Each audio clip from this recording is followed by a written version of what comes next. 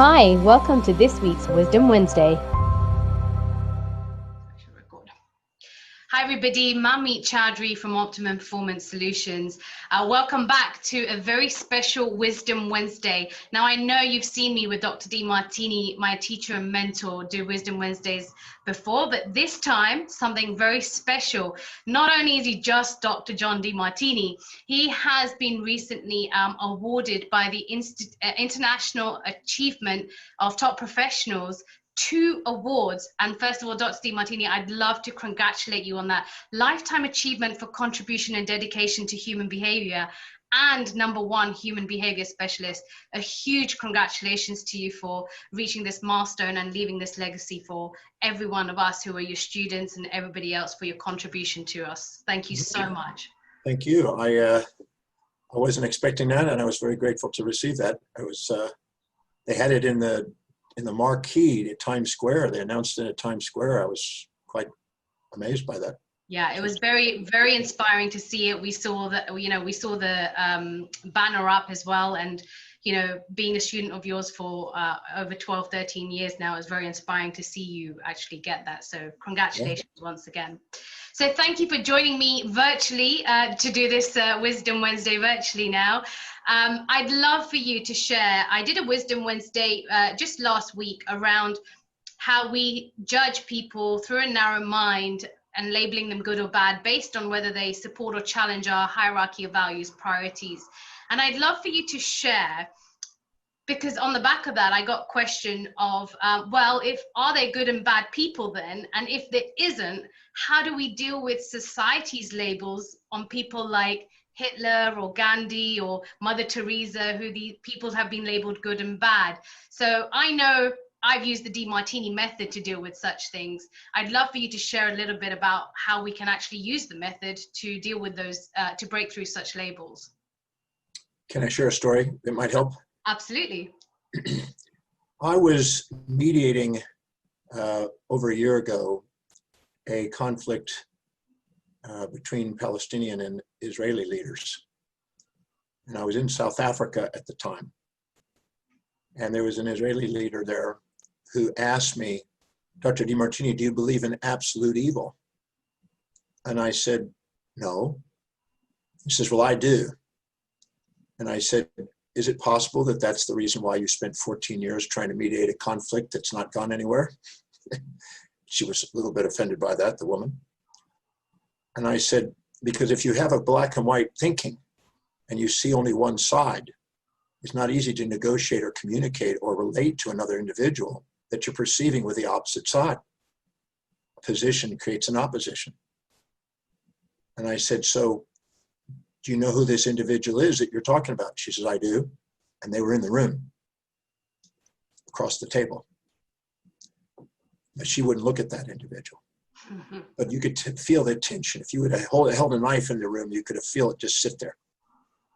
And I said, okay, you don't need to tell me who this is, but let's now go to what specific trait or action or behavior or inaction is this individual displaying or demonstrating that you perceive in a way that you despise it most, that you think is all evil.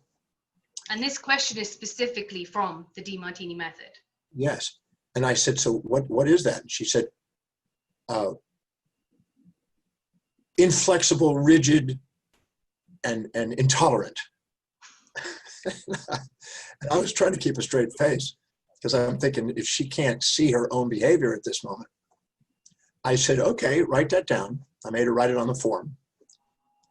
And I said, now, go to a moment where and when you perceive yourself displaying that same or similar specific trait, action, or behavior as you perceive in this individual, that you haven't mentioned, this individual. Go to that moment where you perceive yourself displaying that. And she says, I don't do that. I pride myself on never being that way. And she's completely blind to her own behavior in that moment. And I said, well, I certainly am. I can think of many times, and I rattle off examples of when I've been intolerant and rigid. Many of them. I could think I could keep my busy thinking about it. And that assisted her in thinking, well, in those contexts and those settings, okay. So I started down a journey of self-reflection and introspection and had her finally look carefully. And we listed 39 examples of where she was rigid and inflexible until she got a tear in the eye. And she realized, wow, I have the same behavior as this man. And then I said, okay, now go to a moment where and when you perceive this individual displaying or demonstrating this specific trait, intolerance that you despise most. Go to that moment. She says, I got it. You there? You sure? You got where it is, when it is, you know? Okay. What's the benefit to you at that moment? And how has that helped you in your life? Well, it hasn't. It's bad. It's evil. No. How's it helped you? You've never looked, it seems like. Look carefully. How's it helped you? Did it drive you to make you more determined, to make you want to study, to make you want to learn things? Did it make you stand up as a leader? Did you gather people? How did it help you? And this went on, and we slowly, like pulling teeth, we slowly started getting benefits. And I got 37 benefits over the next 2 hours with her. Beautiful. So she got a tear in the eye. And the thing that really got her was she was a book author, famous for her work in this conflict. And that if it wasn't for him specifically, she would never have been a leader, never had a huge following, never had a book deal, never had this, never had respect from her family, never be such influential, never meet some of the most famous people she's met in the world because of it. And when she saw that, she got a tear in her eye. And I said, so can you see, not now, are you certain now that there's as many advantages as disadvantages, that thing, that behavior that you thought was absolute evil? She goes, yes. I said, the only reason you believed it was absolute evil is because you were subjectively biased in your interpretation and unwilling to see the other side. You were conscious of the downsides and unconscious of the upsides and not fully conscious. But now I've asked you questions that your intuition's trying to reveal to you, but you had suppressed, to help you see both sides. Because there's no human being that's one-sided. There's no particle in the universe that's one-sided. There's nothing that's one-sided. I said, so now when you think about this individual, are you as emotionally charged? Do you think he's absolutely evil after all? I mean, your life was impacted by it. And if you're not acknowledging your own contribution, why would you not acknowledge his contribution to help you become who you are, make a difference? And she sat there really poised, and she had tears in her eyes. And she could actually look at him now without any problem, because he knew who it was, and she knew who it was. The room knew who it was, and some of her colleagues were sitting there humbled. Everybody was humbled, because she demonstrated what's possible for a human being that's black and white and not seeing gray. Absolutely. When I got through, I went over and gave her a big hug, and I said, that's what's possible, because the quality of your life is based on the quality of the question. That's what's possible, to be able to see things from, instead of black and white, to see the gray. And I use a top. If a top's spinning at an infinite speed, it's neither black or white if it's a half black and white top. But if it slows down and it falls over, it becomes black or white. So energized state of mind, you might say, a full conscious mind sees both sides. When we got through, we took a break. And the gentleman came up to me and he says, I could have swore she was talking about me the whole time. And I said, well, she was. And he said, I can swear that my anger towards her and my defense towards her wanted to reach out for her and give her a hug, just like you did. Because I needed to hear that.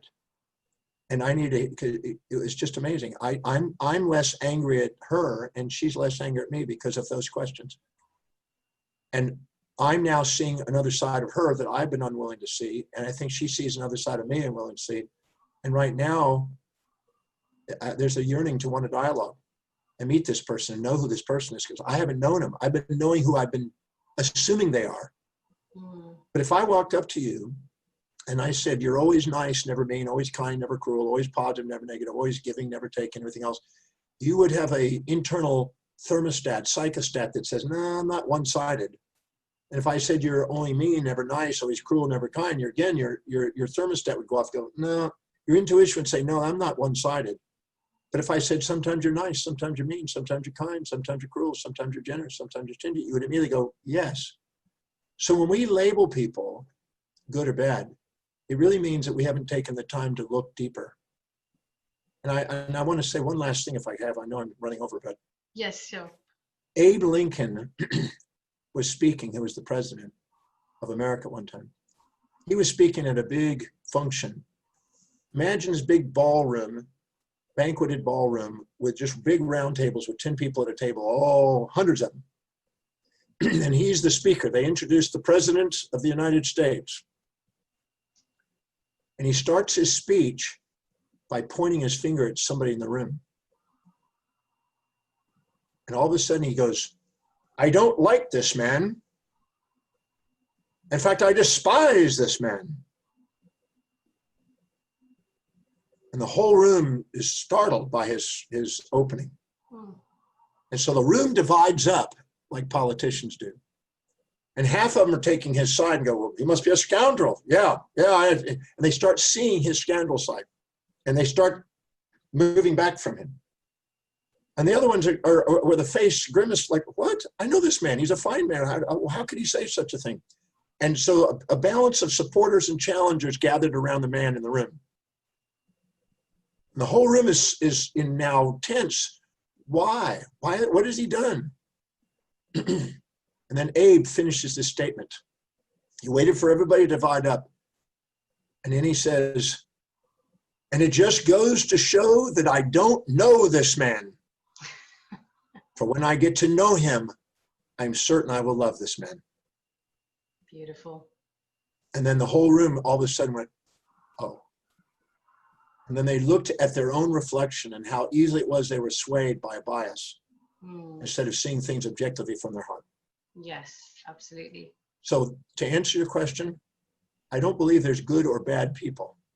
I believe there's individuals, undivided beings that have all traits at different settings, and they react calmly and like a pussycat when you support their values, and they can be a tiger and vicious if you challenge their values enough. If somebody came up to you and were about to take your baby away, hurt your baby, you would probably be ferocious. If somebody came up and gave your baby a big hug and a nice picture or whatever, you'd probably be gracious. I am all the above. I'm a human being with all the traits. Depending on my perceptions or misperceptions, I'm going to react. And I biologically have all the possible traits inside me. But I know that all of them are necessary in the evolution of my consciousness to face, because it keeps me in check, neither proud nor shamed. Beautiful. That's awesome. And I think that the speech of Abraham Lincoln comes back to what I've heard you say is, and I just want to finish on this, is that when you label somebody good or bad, you actually don't know them. But when you see both sides of them, you know them because you love them for who they are. And that's seeing both sides. And that's just beautiful. Thank you so much, Dr. John Demartini, for joining me once again. And through Corona virtually, I really appreciate it. Thank you so much. Thank you. Appreciate it. Thank you, everyone. We hope you found this week's Wisdom Wednesday of value. If you did, please feel free to like, comment, or share with others that you feel would find it of value too. Thank you.